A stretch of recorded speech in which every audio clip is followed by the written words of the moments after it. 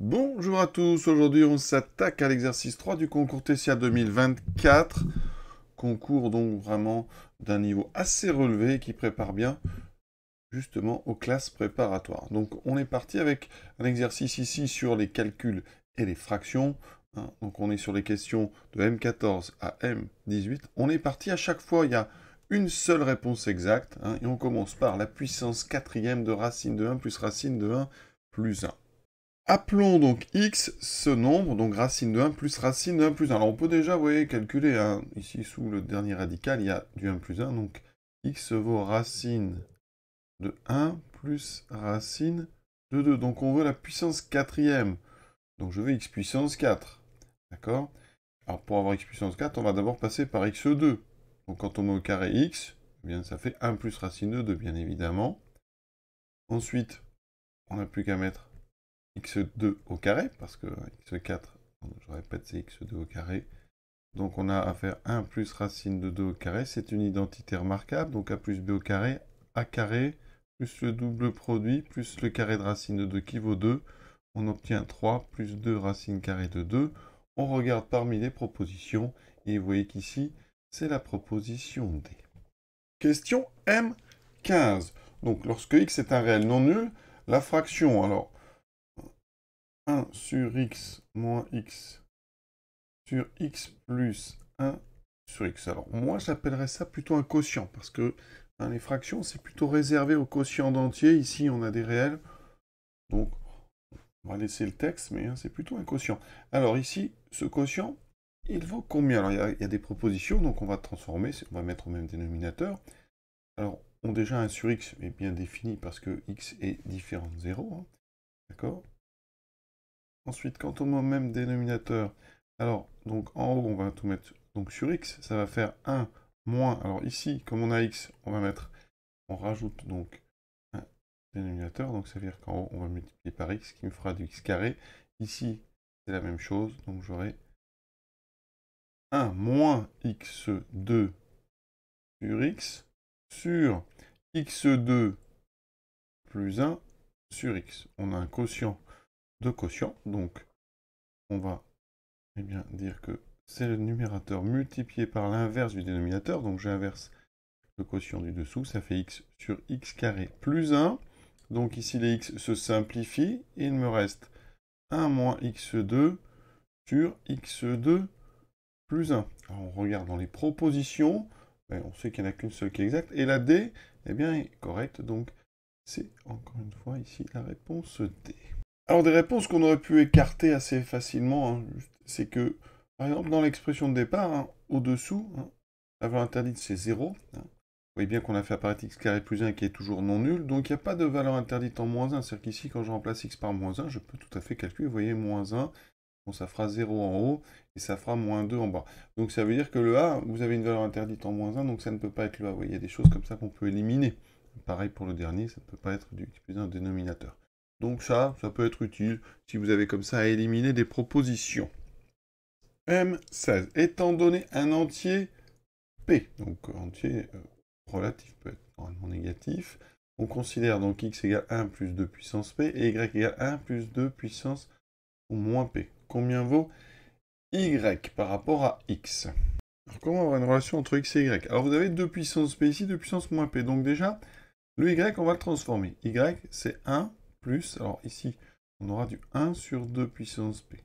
Les exposants, quand on met un moins, eh bien, on peut comme ça changer d'étage. Ça veut dire qu'ici, dans la relation qui définit x, on peut dire que eh bien, 2 puissance P est égal à x moins 1.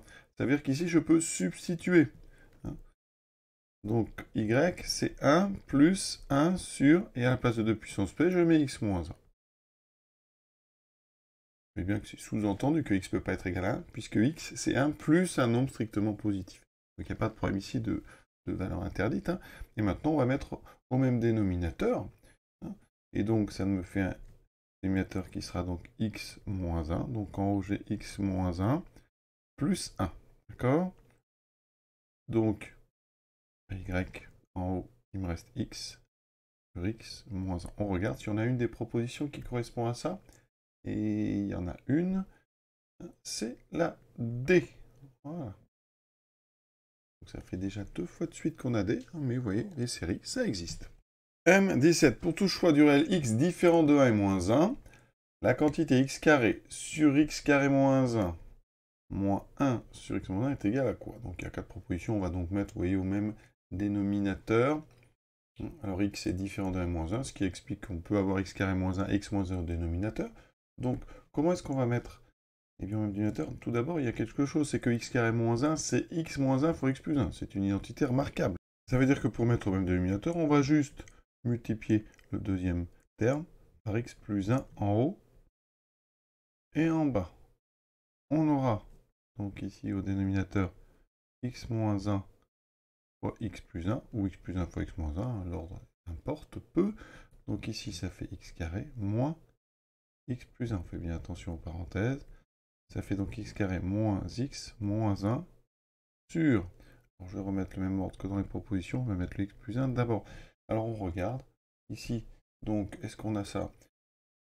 La première, ça n'est pas ça. Il y a un moins, vous voyez, ici il y a un plus, ça passe du moins. Ici, ça n'est pas ça, le dénominateur n'est pas bon. Et là, il semble que ce soit la réponse, c'est pas la D, il y a un plus 1, donc c'est la E. Ah non, la E n'est pas bonne, pardon, puisque le dénominateur, il y a un carré, donc ça n'est aucune des réponses proposées. C'est la proposition A qui est la bonne.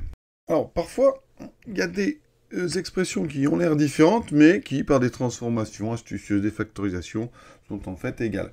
Alors, c'est pour ça qu'ici, normalement, pour vraiment vérifier que les B, C, D ne sont pas vrais, il faut vraiment des arguments. Alors, pour le B et le D, il y a un argument qui est simple, parce que vous avez le même dénominateur que ce qu'on veut. Donc, ça veut dire que les expressions sont égales si elles ont le même numérateur. Et au numérateur, on a des polynômes développés, hein, et on sait que deux polynômes sont égaux si les coefficients sont les mêmes. Donc ici, on voit bien que les polynômes du haut n'ont pas le même coefficient que celui qu'on attend, donc ça veut dire que B et D, on peut les éliminer. Pour le C, on peut éliminer facilement parce qu'il n'y a pas la valeur interdite 1, par exemple. Hein. Donc ça veut dire que ces trois-là, c'est bon. Pour le E, pourquoi est-ce qu'on peut l'éliminer? Par exemple, on pourrait prendre une valeur, on prendrait en x égale 8, par exemple, vous verriez que c'est pas la même. Mais on peut aussi regarder la limite. Par exemple, la limite ici en plus l'infini. En haut, on a du x carré. En bas, on a des x cubes. Donc la limite, quand x tend vers plus l'infini, on voit bien que c'est 0. Alors que là, nous, l'expression qu'on a, en haut, on a du x carré, en bas, on a du x carré. Donc, par des factorisations, on trouverait une limite qui serait égale à 1 sur 1, donc à 1. Donc on voit bien que le E, d'apparence différente, n'est pas du tout égal à ce qu'on attend, puisque la limite, déjà, en plus l'infini, n'est pas la même. M18, donc x est strictement positif. On vous donne une quantité. À quoi est-elle égale? Donc on va tout simplement faire une mise au même dénominateur successive. Alors il y a un petit peu de travail. Alors, il faut aller doucement. Donc on va d'abord s'occuper de ce que j'ai entouré en rouge. Hein. Première partie. Comme ça on va mettre au même dénominateur. Donc le premier c'est ici. On aura donc, on met tout sur x. Donc ça fera x plus 1 sur x. Hein. Je multiplie le 1 en haut et en bas par x. Ici on a une inverse d'un quotient. Donc ici ça fait x sur x plus 1. 1 sur a sur b. La propriété que j'utilise, c'est que l'inverse d'un quotient, ici, c'est ceci. Ça vous inversez dénominateur et numérateur. Ensuite, ici on met au même dénominateur. Je multiplie le 1 en haut et en bas par x plus 1. J'aurai donc du x plus 1. Et là, j'aurai x plus 1 plus x. Donc, 2x plus 1 sur x plus 1. Maintenant, on va mettre ça dans a. Et ça donne ceci. Donc là, j'ai encore l'inverse d'un quotient. Donc, ça fait 1 plus x plus 1 sur 2x plus 1. Donc, je mets encore au même dénominateur. Donc, j'aurai 2x plus 1 plus x plus 1 sur 2x plus 1. Donc, on a encore l'inverse d'un quotient. Donc, le 2x plus 1 se retrouve en haut. Et en bas, on a donc 2x plus x, 3x plus 2. Donc, 2x plus 1 sur 3x plus 2. Ça tombe bien parce que c'est la proposition ici. E. Donc, comme il n'y a qu'une proposition exacte, c'est la bonne. Et pour ceux que ça intéresse, c'est la suite de cet exercice 3. Prochainement, question M19 et M20, on va étudier ici une fonction rationnelle, 1, donc d'expression 1 sur x moins 1 fois x moins 2 fois x moins 3. Très bientôt.